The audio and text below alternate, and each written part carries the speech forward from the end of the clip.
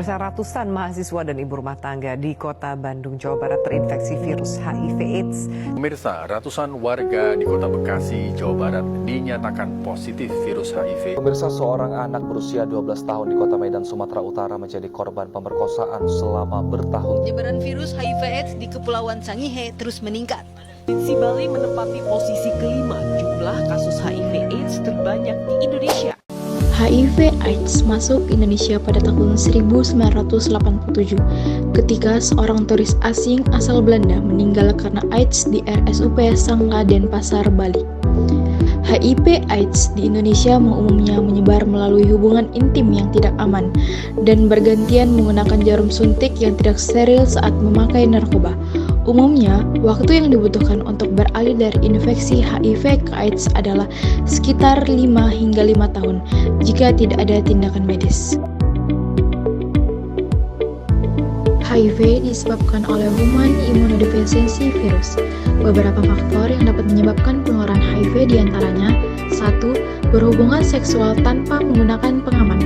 2. Menggunakan jarum suntik secara bersamaan. 3. Transfusi darah yang tidak steril. 4. Penularan dari ibu hamil ke janin melalui plasenta. 5. Mendapatkan prosedur medis yang tidak steril atau tidak dilakukan oleh tenaga profesional. 6. Menderita infeksi menular seksual IMS seperti sifilis, herpes, chlamydia, gonore, dan vaginosis bakterialis. 7. Bekerja sebagai petugas kesehatan yang berisiko tertusuk jarum suntik. HIV/AIDS dapat berdampak pada berbagai pihak termasuk 1. Orang yang terinfeksi HIV/AIDS seperti wanita dan pria pekerja seks komersial, komunitas gay, waria, laki-laki seks dengan laki-laki, dan pengguna narkotika suntik. 2. Orang terdekat dari orang yang terinfeksi HIV/AIDS seperti anak-anak yang cenderung lebih gelisah dan memiliki rasa percaya diri yang rendah. 3. Bayi yang terinfeksi HIV/AIDS dari ibu yang terinfeksi HIV selama masa kehamilan.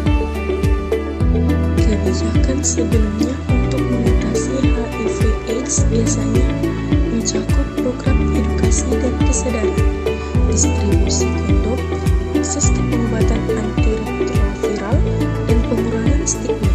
Selain itu, banyak negara menerapkan program testing dan perawatan untuk meningkatkan deteksi dan pengelolaan penyakit.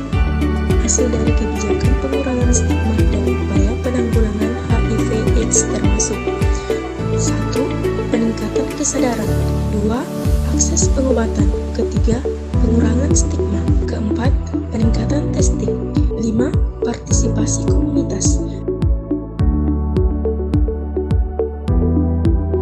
Adapun alternatif kebijakan yang diambil, pertama, meningkatkan pemberdayaan masyarakat dalam penanggulangan HIV/AIDS melalui kerjasama nasional, regional, dan global dalam aspek legal, organisasi, pembiayaan, fasilitas, dan pemberdayaan manusia dengan mengutamakan pada upaya preventif dan promotif.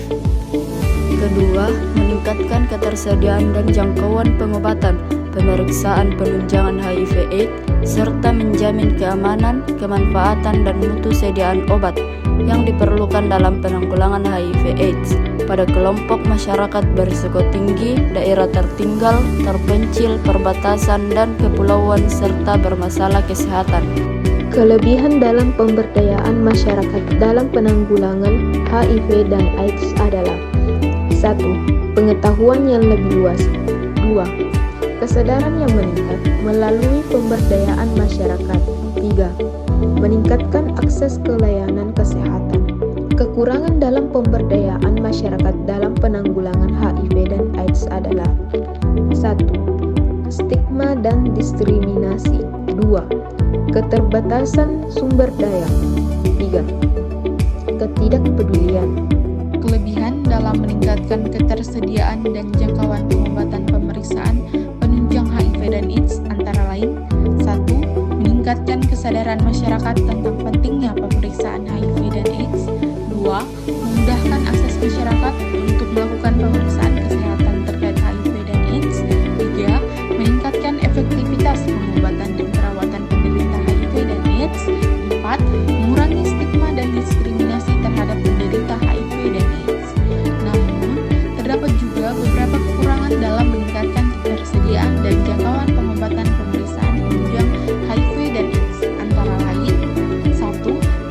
pemeriksaan dan pengobatan yang mahal. 2. Keterbatasan infrastruktur dan tenaga medis yang berkompeten. 3. Kurangnya kesadaran masyarakat tentang pentingnya pemeriksaan dan pengobatan HIV dan AIDS.